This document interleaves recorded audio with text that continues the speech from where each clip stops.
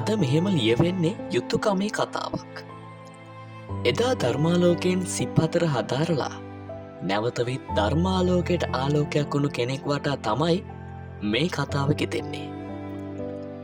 ඒ වෙන කවුරුත් නෙවෙයි අපේ වජිර මැඩම්.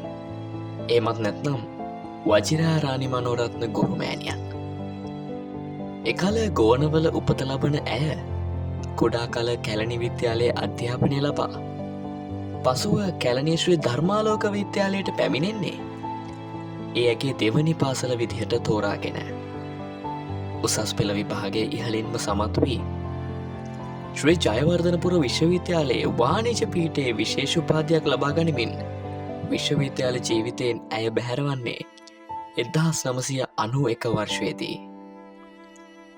ඇය ගුරුවරියක් වශයෙන් වසරු 22ක් රටේ දරුදැරියන් වෙනුවෙන් නුවර කලාපයේ පාසල් 8ක පමණ සේවය කර අවසානයේ විදුහල්පති විභාග සමත් වී 2022 වර්ෂයේදී නැවත ධර්මාලෝක විද්‍යාලයට පා තබන්නේ ඇගේ අතීත මතක ගොන්නක එකතුව සිහිගන්වමින් විද්‍යාලයේ සහකාර විදුහල්පතිතුමියක් විදිහට. විෂය වගේම විෂය සමගාමී ක්‍රියාකාරකම් ක්‍රීඩා ඒ පිළිබඳව දැඩි උනන්දුවක් දැක්වූ මෙතුමිය වර්තමානයේ විදුහලට නැතිවම බැරි අව්‍යාජ සිනහවකට හිමිකම් කියයි.